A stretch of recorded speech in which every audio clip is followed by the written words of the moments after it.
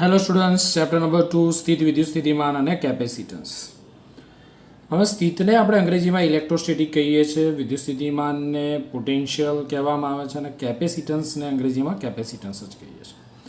આમ સ્થિત વિદ્યુત સ્થિતિમાન અને કેપેસિટન્સ જેને અંગ્રેજીમાં આપણે કહી શકીએ ઇલેક્ટ્રોસ્ટેટિક પોટેન્શિયલ એન્ડ કેપેસિટન્સ. ચેપ્ટરની શરૂઆત કરતાં પહેલાં આપણે ફ્લેશબેકમાં જઈએ,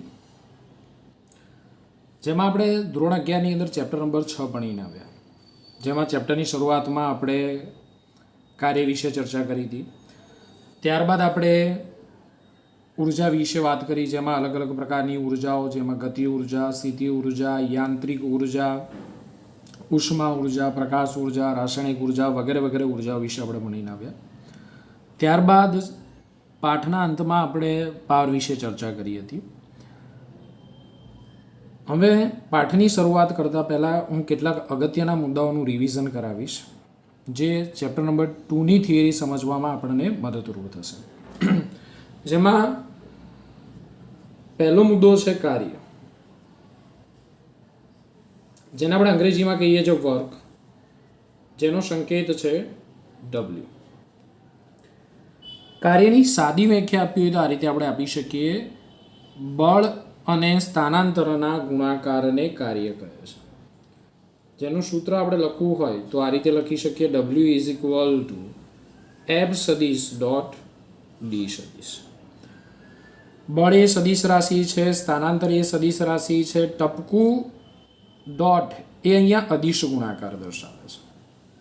અને આપણને ખબર છે કે બે સદિશોનો અદિશ ગુણાકાર કરવામાં આવે તો મળતી રાશિ અદિશ હોય છે. તો કાર્ય એક એવી રાશિ છે, અદિશ રાશિ છે. આનું આપણે મૂલ્ય લખવું હોય તો આ રીતે લખી શકીએ: W is equal two FD cos theta. ત્યારબાદ આપણે એક બીજી થિયરી જોઈ હતી, ચલબળ પર આધારિત. પહેલાં તો આપણે ચલબળ એટલે શું સમજી લઈએ. જો પદાર્થ પર લાગતું બળ સ્થાન પર કે સમય પર આધારિત હોય તો તેવા બળને ચલબળ કહીએ. જેમાં આપણે ફક્ત સ્થાન પર આધારિત ચલબળની જ વાત કરી હતી. જેમાં આપણે જોયું હતું કે ધારો કે કોઈ કણ XY સમતલમાં ચલબળની અસર હેઠળ A થી B સુધી વક્ર માર્ગે ગતિ કરે છે, તો આ ગતિ દરમિયાન થતા કાર્યનું સૂત્ર શું થાય? તો કાર્યનું સૂત્ર મેળવવા માટે આપણે શું કર્યું હતું કે આ જે વક્ર માર્ગ છે એને આપણે અતિ સૂક્ષ્મ નાના રેખાખંડોમાં વિભાજિત કરી નાખ્યો હતો. હવે દરેક રેખાખંડ અતિ સૂક્ષ્મ હોવાથી એને આપણે સુરેખ ગણી શકાય. આ રીતે આપણે એને સુરેખ ગણી શકીએ. અહીંયા મેં મોટા મોટા રેખાખંડ બતાવ્યા છે, પણ આના કરતાં પણ આપણે નાના રેખાખંડ વિચારવાના છે. અને દરેક રેખાખંડ સુરેખ હોવાથી આપણે એને સદિશ વડે દર્શાવી શકાય. હવે ધારો કે એ બિંદુ પાસે કણ મૂકેલો છે અને એ કણ પર લાગતા બળની અસર હેઠળ એ DR જેટલું સ્થાનાંતર કરે છે. તો DR જેટલા સૂક્ષ્મ સ્થાનાંતર દરમિયાન થતા કાર્યનું સૂત્ર લખવું હોય તો આપણે આ રીતે લખી શકીએ: DW is equal two F સદિશ ડોટ DR સદિશ થશે. અને આટલા નાના રેખાખંડ પર લાગતું બળ પણ આપણે કેવું ગણી શકીએ? અચળ ગણી શકીએ છીએ. હવે આમાં બધા જ સૂક્ષ્મ સ્થાનાંતર દરમિયાન થતા કાર્યનો સરવાળો કરવામાં આવે તો આ સરવાળો સંકલનમાં પરિણામે અને આપણને કણની A થી B સુધીની ગતિ દરમિયાન થતા કાર્યનું કુલ સૂત્ર મળે. W is equal to integration A to B F સદિશ ડોટ DR સદિશ. ત્રીજું એક કાર્યનું સૂત્ર આપણે કાર્ય ઉર્જા પ્રમેય પરથી મેળવ્યું હતું કે પરિણામી બાહ્ય બળ વડે થતું કાર્ય એ ગતિ ઉર્જામાં થતા ફેરફાર જેટલું હોય છે. માટે W is equal to delta કે, but delta K is equal to KF minus KI, જ્યાં KI એ પ્રારંભિક ગતિ ઉર્જા, KF અંતિમ ગતિ ઉર્જા થાય. I એટલે ઇનિશિયલ પ્રારંભિક, F એટલે ફાઇનલ અંતિમ. હવે પૂછવામાં આવે કે કાર્ય એ કેવી રાશિ છે, તો તમે કહેશો કે સાહેબ કાર્ય એ અદિશ રાશિ છે. એનો એકમ કયો થાય? તો કાર્યનો એક એકમ થાય જૂલ. બીજો એકમ સૂત્ર પરથી બનાવો તો બળનો એકમ ન્યૂટન, અંતરનો એકમ મીટર. તો બે એકમ થશે જૂલ અને બીજો એકમ ન્યૂટન ઇન્ટુ મીટર. પારિમાણિક સૂત્ર, જૂલનું પારિમાણિક સૂત્ર બધાને યાદ જ છે, m1L2T-2. તો કાર્યમાં આપણે ત્રણ સૂત્ર યાદ રાખીશું. W is equal to F સદીશ ડોટ ડી સદીશ, W is equal to integration A to B F સદીશ ડોટ ડીઆર સદીશ. ત્રીજું સૂત્ર W is equal to delta K is equal to KF minus KI થશે. આને આપણે કેવું હોય તો કહી શકાય કે AB માર્ગ પર બળનું રેખા સંકલન, જે આ છે integration A to B F સદીશ ડોટ ડીઆર સદીશ છે, એને આપણે કહેવું હોય તો કહી શકાય કે AB માર્ગ પર બળનું રેખા સંકલન. આ પદ શું દર્શાવે છે? તો AB માર્ગ પર બળનું રેખા સંકલન દર્શાવે છે. એના પછી આપણે વાત કરીએ ગતિ ઉર્જા વિશે. તો ગતિ ઉર્જાની એક વ્યાખ્યા આપણે આવી જોઈ હતી કે પદાર્થની ગતિને લીધે તેમાં કાર્ય કરવાની ક્ષમતાને પદાર્થની ગતિ ઉર્જા કહે છે, જેનું સૂત્ર આપણે જોયું હતું K is equal two half mv². ગતિ ઉર્જાને અંગ્રેજીમાં આપણે કહીએ છીએ કાઇનેટિક એનર્જી. અને આ સૂત્ર પરથી વ્યાખ્યા લખવી હોય તો પદાર્થના દળ અને વેગના વર્ગના ગુણાકારના અડધા મૂલ્યને પદાર્થની ગતિ ઉર્જા કહે છે. અને આ સૂત્ર પરથી આપણે બે સૂત્ર તારવ્યા હતા, જો તમને યાદ હોય તો. યાદ છે? એક સૂત્ર આપણે આવું તારવ્યું હતું, હું ઉપરના સૂત્રને આ રીતે લખું, K બરાબર 1/2 mv ઇન્ટુ વી. તો mv દળ અને વેગનો ગુણાકાર શું થાય? તો દળ અને વેગનો ગુણાકાર થાય વેગમાન, એટલે K બરાબર થાય 1/2 PV. હવે આ જે સૂત્ર છે અને અંશ અને છેદમાં m વડે ગુણી નાખીએ આપણે, તો 1/2 mv².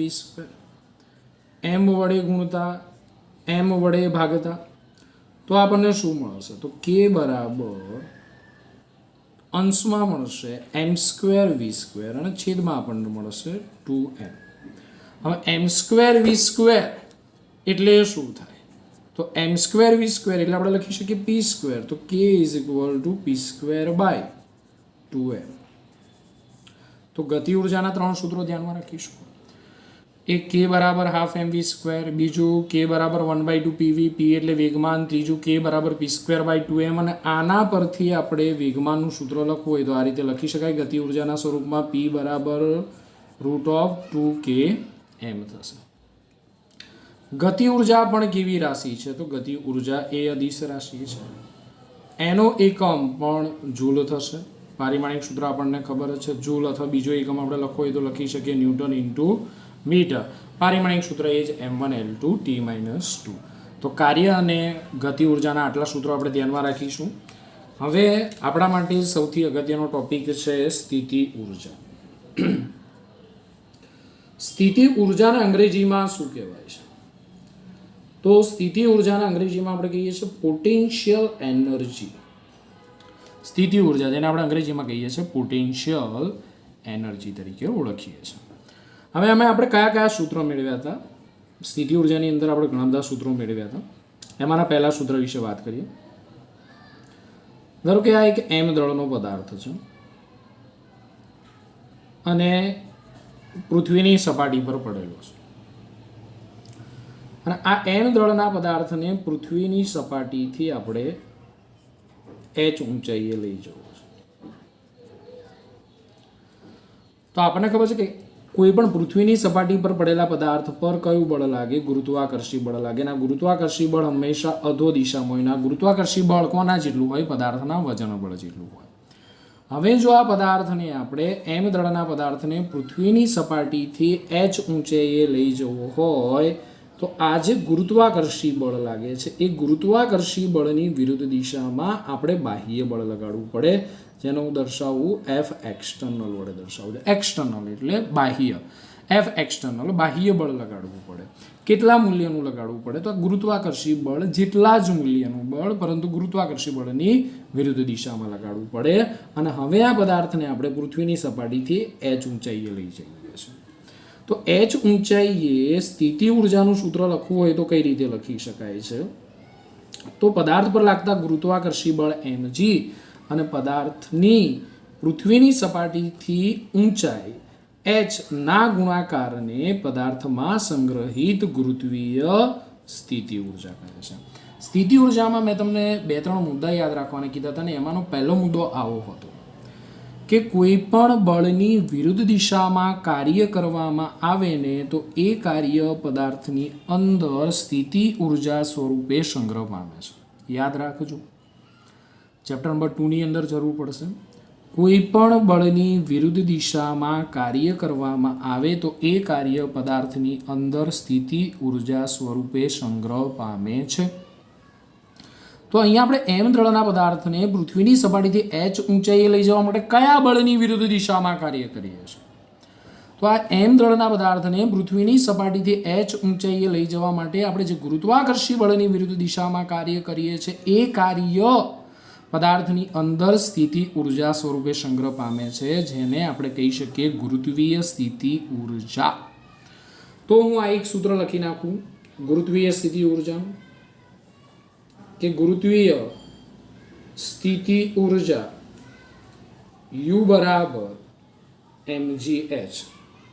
તો કયો મુદ્દો યાદ રાખવાનો કીધો મેં, તમને ખબર પડી ને કે કોઈ પણ બળની વિરુદ્ધ દિશામાં કાર્ય કરવામાં આવે તો એ કાર્ય પદાર્થની અંદર સ્થિતિ ઉર્જા સ્વરૂપે સંગ્રહ પામે છે. પછી એક મેં બીજો મુદ્દો તમને યાદ રાખવાનો કીધો હતો કે સ્થિતિ ઉર્જાનું નિરપેક્ષ મૂલ્ય અગત્યનું નથી. તો અહીંયા જે આપણે સ્થિતિ ઉર્જાનું મૂલ્ય લીધું એ કેવું મૂલ્ય છે? નિરપેક્ષ મૂલ્ય છે. સાહેબ સ્થિતિ ઉર્જાનું નિરપેક્ષ મૂલ્ય અગત્યનું નથી તો શું અગત્યનું છે? તો સ્થિતિ ઉર્જાનો તફાવત અગત્યનો છે. સ્થિતિ ઉર્જાનું નિરપેક્ષ મૂલ્ય અગત્યનું નથી, સ્થિતિ ઉર્જાનો તફાવત અગત્યનો છે. એટલે સાહેબ તમે એવું કહેવા માંગો છો કે આપણે જે કાર્ય કરેલું છે એ કાર્ય સ્થિતિ ઉર્જાના તફાવત જેટલું હશે? હા, આપણે જે અહીંયા કાર્ય કરેલું છે એ કાર્ય સ્થિતિ ઉર્જાના તફાવત જેટલું હશે. સાહેબ કઈ રીતે? ખબર નથી પડતી, સમજાવો. સમજો અહીંયા ધારો કે પૃથ્વીની સપાટી પર જે પદાર્થનું સ્થાન છે એને આપણે એ બિંદુ કહી દઈએ, h ઊંચાઈએ પદાર્થનું સ્થાન છે એને આપણે બી બિંદુ કહી દઈએ. હવે આ પદાર્થને આપણે એ બિંદુથી ક્યાં લઈ જવો છે? બી બિંદુ સુધી લઈ જવો છે. તો કરવું પડતું કાર્ય એ સ્થિતિ ઉર્જાના તફાવત જેટલું, અને સ્થિતિ ઉર્જાનો તફાવત આપણે અહીંયા લખી શકીએ UB માઇનસ UA, એટલે કે અંતિમ સ્થાનની સ્થિતિ ઉર્જા માઇનસ પ્રારંભિક સ્થાનની સ્થિતિ ઉર્જા. તો આ જે સૂત્ર છે એ આપણે લખવું હોય તો લખી શકાય કે delta U is equal two mgh but delta U is equal two UB minus UA is equal two mgh. એટલે બીજો મુદ્દો આપણે ધ્યાનમાં રાખીશું કે ફિઝિક્સની અંદર સ્થિતિ ઉર્જાનું નિરપેક્ષ મૂલ્ય ધ્યાનમાં લેવામાં આવતું નથી, પરંતુ સ્થિતિ ઉર્જાનો તફાવત ધ્યાનમાં લેવામાં આવે છે. હવે આપણે જે તફાવત લઈએ છીએ એના માટે ફિઝિક્સમાં આપણને એક સગવડતા કરી આપેલી છે કે જ્યારે આપણે તફાવત લેતા હોય, સ્થિતિ ઉર્જાનો તફાવત લેતા હોય, ત્યારે જ્યાં સ્થિતિ ઉર્જા શૂન્ય હોય તેવા બિંદુની પસંદગી કરવાની આપણને સ્વતંત્રતા છે. જો ધ્યાન રાખજો, શું બધું કનેક્ટેડ છે, મિક્સ ના કરતા. મેં તમને કીધું કે ભાઈ ફિઝિક્સમાં સ્થિતિ ઉર્જાનું નિરપેક્ષ મૂલ્ય અગત્યનું નથી, પરંતુ સ્થિતિ ઉર્જાનો તફાવત અગત્યનો છે. એટલે ફિઝિક્સની અંદર સ્થિતિ ઉર્જાનો તફાવત લેવામાં આવે છે. પરંતુ જ્યારે આપણે તફાવત લેતા હોય ત્યારે બે બિંદુમાંથી કોઈ એક બિંદુ પાસે સ્થિતિ ઉર્જા શૂન્ય હોય તેવા બિંદુની પસંદગી કરવાની આપણને સ્વતંત્રતા આપવામાં આવેલી છે. એટલે કે યાદચ્છિક રીતે આપણે કોઈ પણ બિંદુ પાસે સ્થિતિ ઉર્જાને શૂન્ય ધારી શકીએ છીએ. તો ચેપ્ટર નંબર 6 ની આપણે જેટલી પણ થિયરી ભણી હતી ને એમાં આપણે પૃથ્વીની સપાટી પર પદાર્થની સ્થિતિ ઉર્જા શૂન્ય લેતા હતા. આથી એ બિંદુ પાસે પદાર્થની સ્થિતિ ઉર્જા કેવી થશે? શૂન્ય થશે. તો આ સૂત્રમાં કિંમત મૂકું તો UB minus 0 is equal two mgh.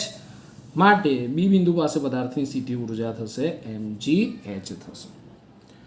તો સ્થિતિ ઉર્જાના અનુલક્ષીને બે મુદ્દા ધ્યાન રાખીશું. એક, કોઈ પણ બળની વિરુદ્ધ દિશામાં કરવું પડતું કાર્ય પદાર્થની અંદર સ્થિતિ ઉર્જા સ્વરૂપે સંગ્રહ પામે. બીજું, ફિઝિક્સમાં સ્થિતિ ઉર્જાનું નિરપેક્ષ મૂલ્ય લેવાતું ઉપયોગમાં લેવાતું નથી, સ્થિતિ ઉર્જાનો તફાવત લેવામાં આવે છે. અને જ્યારે આપણે સ્થિતિ ઉર્જાનો તફાવત લેતા હોય ત્યારે બે બિંદુમાંથી કોઈ એક બિંદુ પાસે યાદચ્છિક રીતે આપણને મન ફાવે ગમે તે રીતે સ્થિતિ ઉર્જાનું મૂલ્ય શૂન્ય લઈ શકીએ છીએ. બીજી એક થિયરી આપણે જોઈ હતી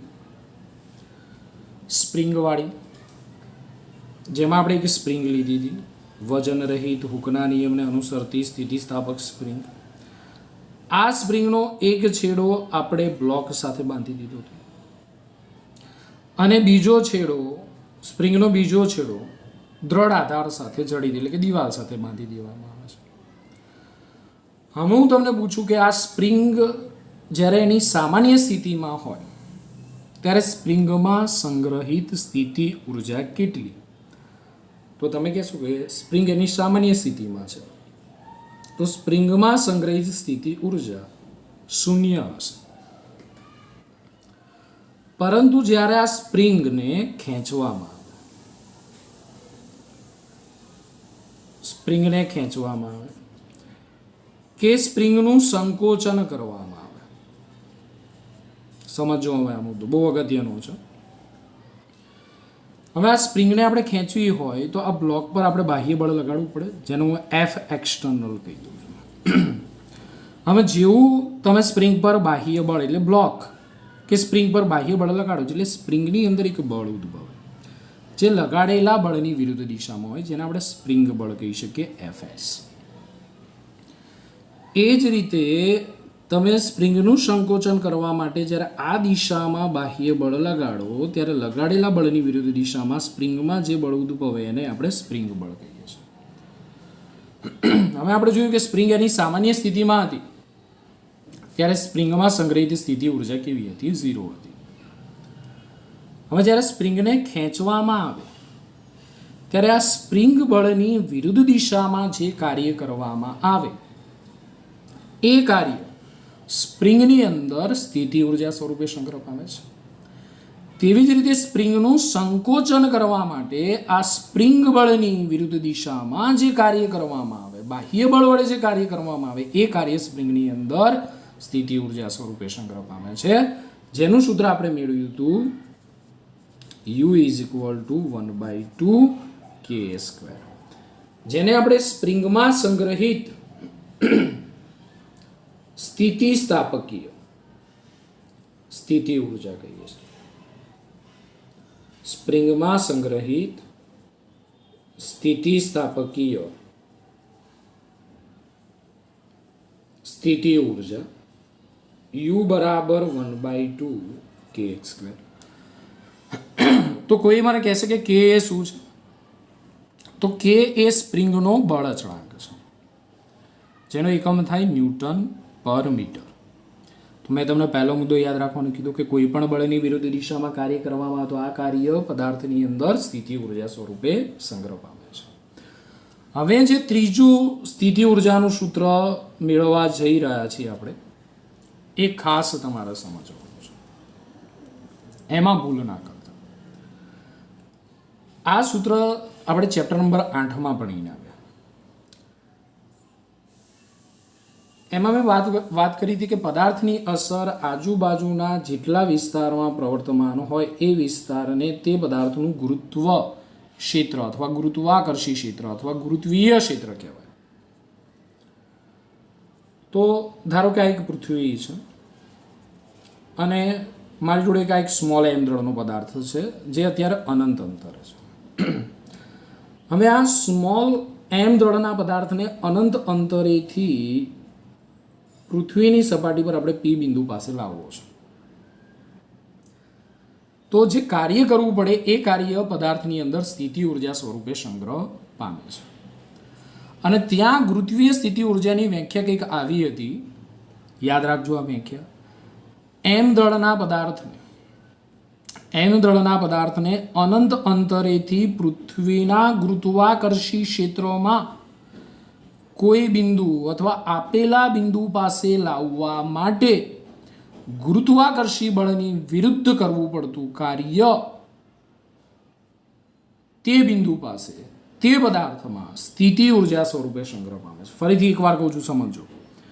એમ દ્રઢના પદાર્થને અનંત અંતરેથી પૃથ્વીના ગુરુત્વાકર્ષી ક્ષેત્રમાં આપેલ બિંદુ પાસે કે કોઈ બિંદુ પાસે લાવવા માટે ગુરુત્વાકર્ષી બળની વિરુદ્ધ કરવું પડતું કાર્ય તે બિંદુ પાસે તે પદાર્થમાં સ્થિતિ ઉર્જા સ્વરૂપે સંગ્રહ પામે છે.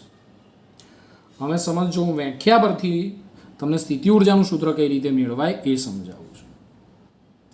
હવે તમને એક પ્રશ્ન થાય કે સાહેબ આ બંને વચ્ચે, પૃથ્વી અને એમ દ્રઢના પદાર્થ વચ્ચે તો ગુરુત્વાકર્ષી બળ લાગે છે, અને ગુરુત્વાકર્ષી બળ એ આકર્ષી પ્રકારનું હોય, એટલે એમ દ્રઢના પદાર્થ પર ગુરુત્વાકર્ષી બળ આ દિશામાં લાગશે, FG.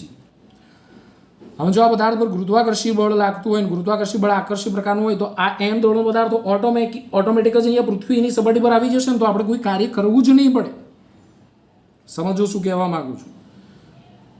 આ બંને વચ્ચે તો ગુરુત્વાકર્ષી બળ લાગે છે, ગુરુત્વાકર્ષી બળ આકર્ષી પ્રકારનું બળ છે, તો આ જે એમ દ્રઢનો પદાર્થ છે એ આકર્ષણ બળને લીધે ઓટોમેટિક અહીંયા આવી જશે ને, પી બિંદુ પાસે, જે બિંદુ પાસે આપણે લાવો છે એ બિંદુ પાસે ઓટોમેટિક આવી જશે, તો આપણે કોઈ કાર્ય કરવું જ નહીં પડે.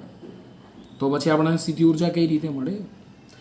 પરંતુ તમારે જે આ એમ દ્રઢના પદાર્થને પૃથ્વીની સપાટી પર લાવવાનો છે એ એમ દ્રઢના પદાર્થની સમગ્ર ગતિ દરમિયાન વેગ અચળ રહેવો જોઈએ.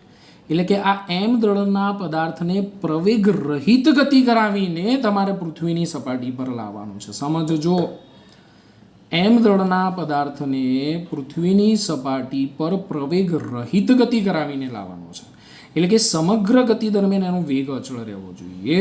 તો તમારે શું કરવું પડશે? તો આ ગુરુત્વાકર્ષી બળની વિરુદ્ધ દિશામાં બાહ્ય બળ લગાડવું પડશે, જેને આપણે F એક્સટર્નલ કહીએ. અને આ બાહ્ય બળનું મૂલ્ય લગભગ ગુરુત્વાકર્ષી બળ જેટલું જ હશે. તો આ બંને બળો લગભગ સમાન મૂલ્યના, પરસ્પર વિરુદ્ધ દિશામાં, તો આપણે કહી શકાય કે આ જે એમ દળનો પદાર્થ છે એ પદાર્થ પર લાગતું પરિણામી બળ કેવું થાય? શૂન્ય થાય. જો એમ દળના પદાર્થ પર લાગતું પરિણામી બળ શૂન્ય હોય તો એનો પ્રવેગ શૂન્ય થાય અને વેગ કેવો રહે? અચળ થાય. તો આ ગુરુત્વાકર્ષી બળની વિરુદ્ધ દિશામાં જે કાર્ય કરવામાં આવે છે એ કાર્ય પદાર્થની અંદર કયા સ્વરૂપે સંગ્રહ પામે છે? સ્થિતિ ઉર્જા સ્વરૂપે સંગ્રહ પામે, જેનું સૂત્ર આપણે મેળવ્યું હતું -G_MEM/R. અને જો તમને યાદ હોય તો આ ચેપ્ટરમાં આપણે અનંત અંતરે સ્થિતિ ઉર્જા શૂન્ય લેતા હતા. જ્યારે ચેપ્ટર નંબર 6 ની અંદર પૃથ્વીની સપાટી પર આપણે સ્થિતિ ઉર્જાનું મૂલ્ય શૂન્ય લેતા હતા, જ્યારે ચેપ્ટર નંબર 8માં આપણે અનંત અંતરે સ્થિતિ ઉર્જાનું મૂલ્ય શૂન્ય લેતા હતા. એટલે તો મેં તમને કીધું કે ફિઝિક્સમાં સ્થિતિ ઉર્જાનું નિરપેક્ષ મૂલ્ય અગત્યનું નથી, સ્થિતિ ઉર્જાનો ફેરફાર અગત્યનો છે. અને જ્યારે આપણે સ્થિતિ ઉર્જાનો ફેરફાર, સ્થિતિ ઉર્જાનો તફાવત લેતા હોય ત્યારે બેમાંથી કોઈ બિંદુ પાસે આપણે સ્થિતિ ઉર્જાનું મૂલ્ય શૂન્ય લઈ શકીએ છીએ. તો ત્રીજું સૂત્ર આપણે ગુરુત્વીય સ્થિતિ ઉર્જાનું મેળવ્યું. એમ દળના પદાર્થની પૃથ્વીની સપાટી પર ગુરુત્વીય સ્થિતિ ઉર્જા U બરાબર -G_MEM/R. તો સ્થિતિ ઉર્જાના 3 સૂત્રો આપણે ધ્યાનમાં રાખીશું. ફર્સ્ટ, એમ દ્રઢના પદાર્થની પૃથ્વીની સપાટીથી h ઊંચાઈએ ગુરુત્વીય સ્થિતિ ઉર્જા U બરાબર mgh. સ્પ્રિંગમાં સંગ્રહિત સ્થિતિસ્થાપકીય સ્થિતિ ઉર્જા U બરાબર 1/2kx. અને થર્ડ, એમ દ્રઢના પદાર્થની પૃથ્વીની સપાટી પર ગુરુત્વીય સ્થિતિ ઉર્જા U બરાબર -G_MEM/R, જ્યાં G એ ગુરુત્વાકર્ષણનો સાર્વત્રિક અચળાંક છે. રાશિ કેવી છે? તો રાશિ અદિશ છે. સ્થિતિ ઉર્જા એકમ સ્થિતિ ઉર્જાનો જૂલ જ થશે, અથવા બીજો એકમ થાય ન્યૂટન મીટર, અને પારિમાણિક સૂત્ર m1L2T - 2 છે. અને સ્થિતિ ઉર્જાની અંદર મેં તમને કીધા એ 2 મુદ્દા તો આપણે યાદ રાખીશું જ. કયા સાહેબ? કે કોઈ પણ બળની વિરુદ્ધ દિશામાં કરવું પડતું કાર્ય પદાર્થની અંદર સ્થિતિ ઉર્જા સ્વરૂપે સંગ્રહ પામે. સેકન્ડ, સ્થિતિ ઉર્જાનું નિરપેક્ષ મૂલ્ય અગત્યનું નથી, સ્થિતિ ઉર્જાનો ફેરફાર અગત્યનો છે. અને યાદચ્છિક રીતે આપણે કોઈ પણ બિંદુ પાસે સ્થિતિ ઉર્જાનું મૂલ્ય શૂન્ય લઈ શકીએ છીએ. હવે હું વાત કરું સંરક્ષી બળ. સંરક્ષી બળની વાત કરીએ તો સંરક્ષી બળનો આપણે કન્સેપ્ટ સમજીએ. વ્યાખ્યા હું તમને કહી દઉં છું. વ્યાખ્યા પહેલા હું તમને કન્સેપ્ટ સમજાવું. તો ધારો કે પૃથ્વીની સપાટી પર આ એમ દળનો પદાર્થ પડેલો છે. એ બિંદુ પાસે એમ દળનો પદાર્થ મૂકેલો છે અને આપણે પૃથ્વીની સપાટીથી એચ ઊંચાઈ આવેલા બી બિંદુ પાસે લઈ જવો છે. તો આપણે શું કરીએ છીએ કે એ થી બી આ પદાર્થને આ માર્ગે લઈ જઈએ છીએ અને આ માર્ગ દરમિયાન થતા કાર્યની ગણતરી કરીએ તો કાર્ય આપણને મળે છે W1. અને ધારો કે આપણને W1 100 જૂલ મળે છે. હવે શું કરીએ છીએ કે આ પદાર્થને આપણે આ માર્ગે બી સુધી લઈ જઈએ છીએ અને આ માર્ગે થતા કાર્યની ગણતરી કરીએ તો એ કાર્ય આપણને મળે ધારો કે W2.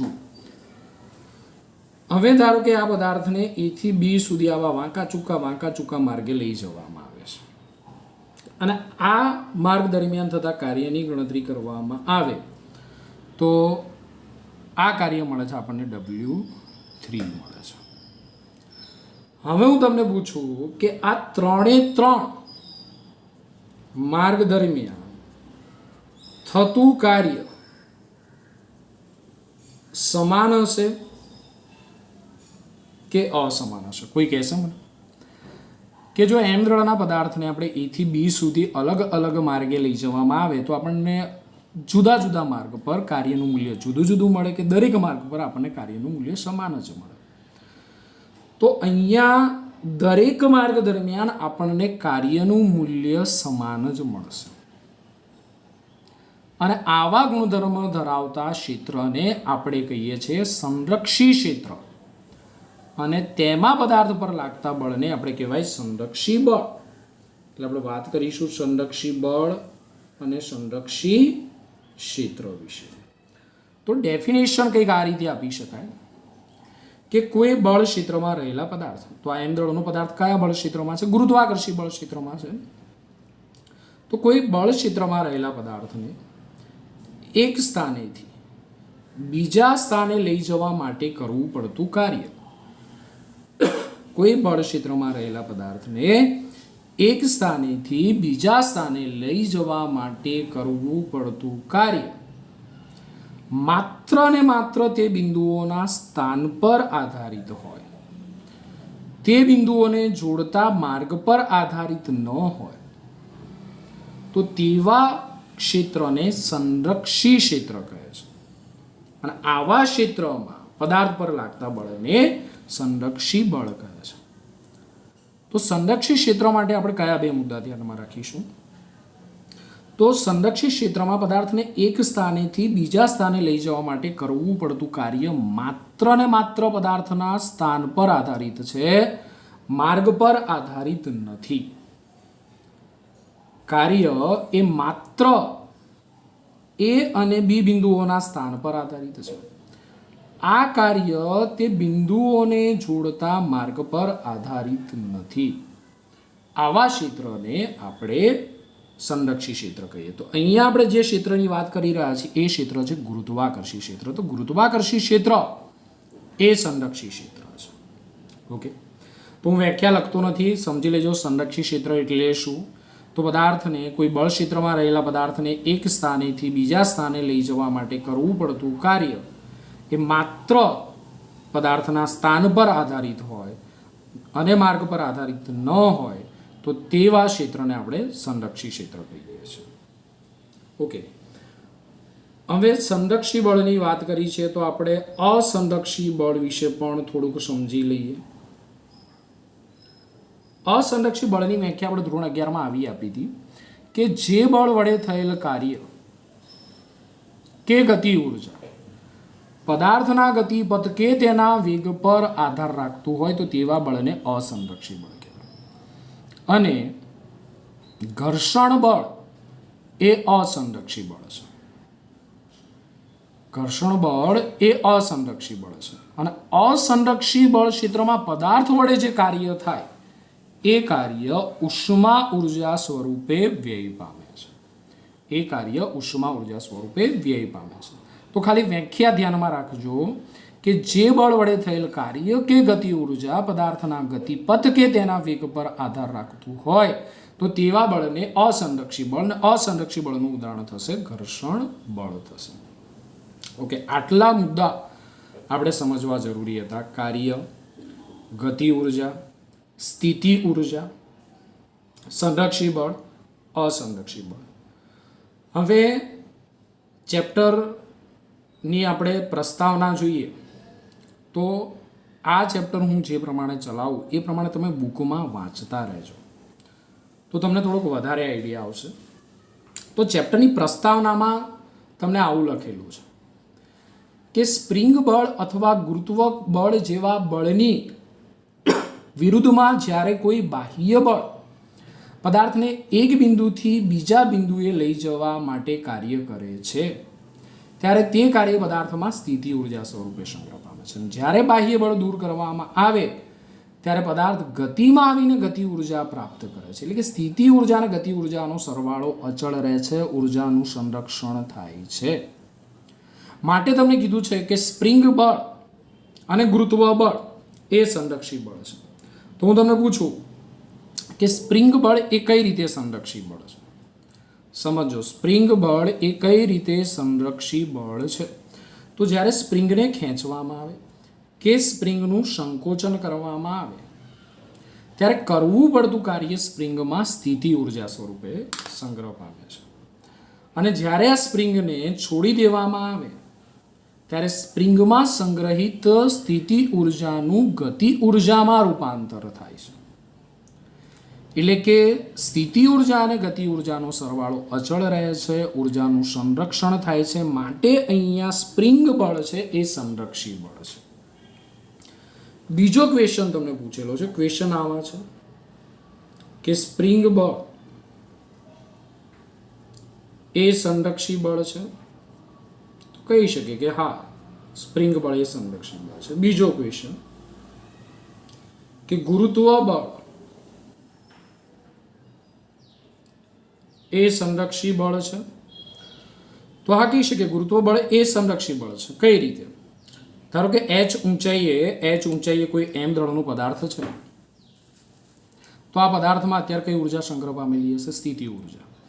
હવે પદાર્થને મુક્ત કરવામાં આવે તો આ સ્થિતિ ઉર્જાનું કઈ ઉર્જામાં રૂપાંતર થાય છે? ગતિ ઉર્જામાં રૂપાંતર થાય છે. એટલે કે પદાર્થ જેટલી સ્થિતિ ઉર્જા ગુમાવે એટલી જ ગતિ ઉર્જા મેળવે છે. એટલે કે સ્થિતિ ઉર્જા અને ગતિ ઉર્જાનો સરવાળો અચળ રહે છે. આથી કહી શકાય કે ગુરુત્વ બળ એ સંરક્ષી બળ છે. ત્રીજો ક્વેશ્ચન, વિદ્યુતીય બળ એ સંરક્ષી બળ છે? વિદ્યુતીય બળ એ સંરક્ષી બળ છે. તો વિદ્યુતીય બળ એ કઈ રીતે સંરક્ષી બળ થાય? તો ધારો કે કોઈ એક આપણી જોડે વિદ્યુત ભાર છે કેપિટલ ક્યુ, જેને આપણે સ્ત્રોત વિદ્યુત ભાર કહી દઈએ, અને આપણી જોડે એક બીજો વિદ્યુત ભાર છે સ્મોલ ક્યુ, જેને આપણે પરીક્ષણ વિદ્યુત ભાર કહીએ. હવે જો આ પરીક્ષણ વિદ્યુત ભારને આપણે પી બિંદુ પાસે લાવવો હોય તો આ સ્ત્રોત વિદ્યુત ભાર પરીક્ષણ વિદ્યુત ભાર પર વિદ્યુતીય બળ લગાડે, કારણ કે બંને પોઝિટિવ ચાર્જ છે. બંને વચ્ચે કયું બળ લાગશે? અપાકર્ષી બળ લાગશે. આથી આ કેપિટલ ક્યુ વિદ્યુત ભારને પોતાનીથી દૂર ખસેડે છે. પણ આપણે દૂર નથી લઈ જવો, નજીક લાવવો છે. તો નજીક લાવવો હોય તો વિદ્યુતીય બળની વિરુદ્ધ દિશામાં આપણે તેટલા જ મૂલ્યનું બાહ્ય બળ લગાડવું પડે. એટલે કે આ ક્યુ વિદ્યુત ભારને, આ કેપિટલ ક્યુ વિદ્યુત ભારના વિદ્યુત ક્ષેત્રમાં પી બિંદુ પાસે લાવવો હોય તો આ વિદ્યુતીય બળની વિરુદ્ધ દિશામાં જે કાર્ય કરવામાં આવે એ કાર્ય એ વિદ્યુત ભારમાં, સ્મોલ ક્યુ વિદ્યુત ભારમાં સ્થિતિ ઉર્જા સ્વરૂપે સંગ્રહ પામે છે. હવે જો તમે આ વિદ્યુત ભારને અહીંયા લાવીને છોડી દો, હવે અહીંયા લાવીને છોડી દો એટલે કે બાહ્ય બળ લગાડવાનું દૂર કરો, તો આ જે વિદ્યુતીય બળ છે, આ જે કેપિટલ ક્યુ વિદ્યુત ભારનું વિદ્યુતીય બળ છે, સ્મોલ ક્યુ વિદ્યુત ભારને સ્ત્રોત વિદ્યુત ભારથી ક્યાં લઈ જશે? દૂર લઈ જશે. એટલે કે સ્મોલ ક્યુ વિદ્યુત ભાર એક ગતિ ઉર્જા પ્રાપ્ત કરશે. તો એ ગતિ ઉર્જા મળી ક્યાંથી? તો પી બિંદુ પાસે સ્મોલ ક્યુ વિદ્યુત ભારમાં જે સ્થિતિ ઉર્જા સંગ્રહ પામેલી હતી એ સ્થિતિ ઉર્જા સ્મોલ ક્યુ વિદ્યુત ભારને ગતિ ઉર્જા સ્વરૂપે મળે છે. એટલે કે સ્થિતિ ઉર્જા અને ગતિ ઉર્જાનો સરવાળો અચળ રહે છે. આથી કહી શકાય કે વિદ્યુતીય બળ અથવા કુલંબીય બળ એ પણ સંરક્ષી બળ છે. તો ચેપ્ટર નંબર 2ની તમે પ્રસ્તાવના 2.1 વાંચજો, જેમાં પહેલા ફકરામાં તમને સમજાવવામાં આવેલું છે કે સ્પ્રિંગ બળ, ગુરુત્વ બળ અને વિદ્યુતીય બળ એ સંરક્ષી બળ છે. હવે આગળના લેક્ચરમાં આપણે ચેપ્ટરની શરૂઆત કરીશું, જેમાં આપણે જોઈશું વિદ્યુત ક્ષેત્રનું રેખા સંકલન. ત્યારબાદના લેક્ચરમાં આપણે સ્થિતિ ઉર્જા, જેમાં આપણે ભણીશું વિદ્યુતીય સ્થિતિ ઉર્જા અને સ્થિતિ ઉર્જાનો તફાવત, જેમાં આના કરતાં પણ વધારે ડિટેલમાં આપણે ચર્ચા કરીશું.